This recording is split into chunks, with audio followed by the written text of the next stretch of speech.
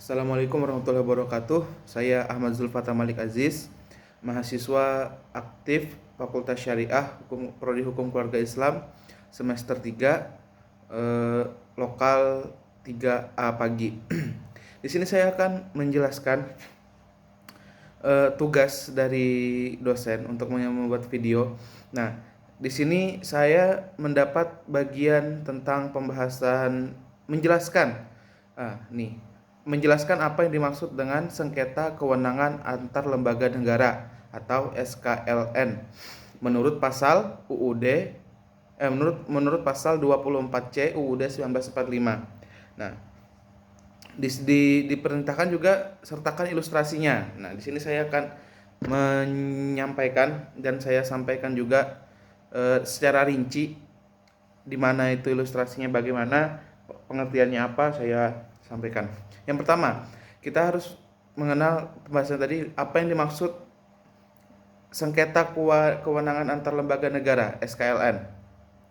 Menurut pasal 24C ayat 1 UUD 1945, Mahkamah Konstitusi MK berwenang mengadili pada tingkat pertama dan terakhir yang putusannya bersifat final untuk memutus sengketa kewenangan lembaga negara yang kewenangannya diberikan oleh UUD.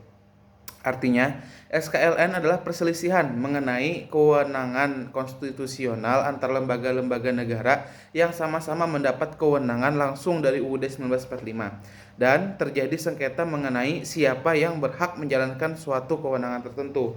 Nah, syarat terjadinya sengketa ada syaratnya, bukan sembarangan gitu kan. Nah, yang pertama, agar sebuah sengketa itu dapat diperiksa oleh MK nih, ada syaratnya.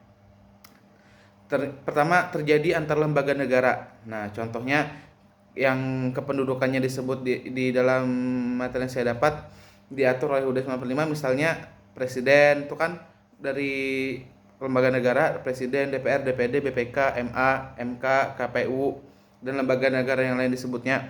Nah, terus ada juga, itu yang pertama. Yang kedua, yang dipersengketakan adalah kewenangan konstitusional. Nah, yaitu kewenangan yang diberikan langsung oleh UUD, bukan sekedar dari undang-undang. Nah, ada juga yang ketiga, ada klaim melanggar atau mengambil alih kewenangan.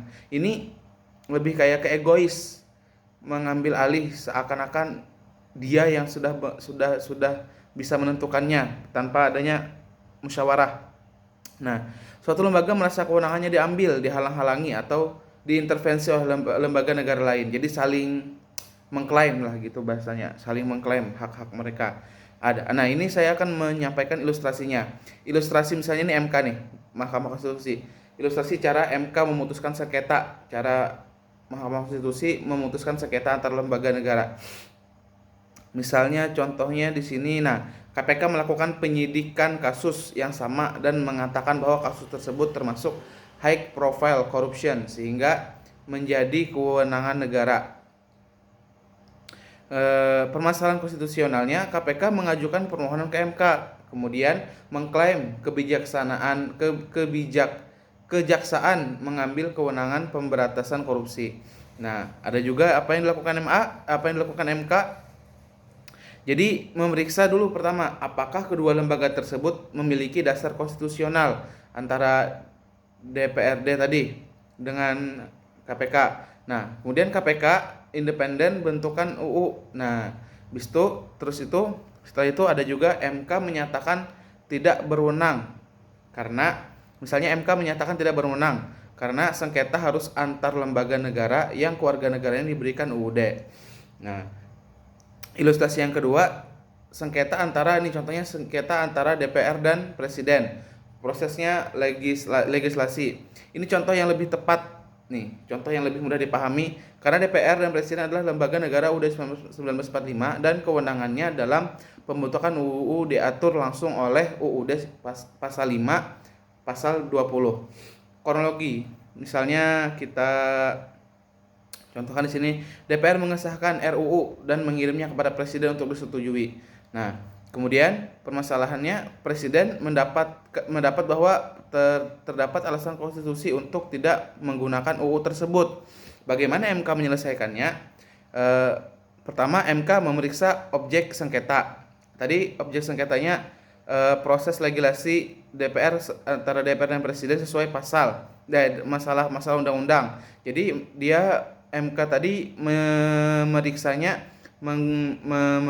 menggunakan pasal 20 UUD. Nah, kemudian ada juga MK menilai dasar konstitusional masing-masing pihak. Kemudian MK menilai apakah presiden melampaui kewenangannya. Nah, kemudian barulah ada keputusannya MK. Ilustratifnya nih ada keputusan MK. MK menyatakan bahwa setelah 30 hari RUU sah menjadi UU dengan atau tanpa persetujuan presiden. Nah, itu keputusan MK. Kemudian ada juga MK, misalnya MK memerintahkan agar UU tersebut diundangkan dalam lembaran negara. Hasil ilustrasi menguatkan kewenangan DPR dan menyatakan tindakan presiden menunda pengesahan melampaui kewenangan konstitusionalnya. Nah, jadi di sini saya bisa menyampaikan seadanya tentang tentang SKLN, apa yang dimaksud dengan sengketa kewenangan antar lembaga negara. Nah, dan juga saya sudah menyatakan ilustrasinya tersebut, ilustrasinya tadi antara ilustrasi MK, kemudian ilustrasi DPR dan Presiden. Ya, sekian video dari saya.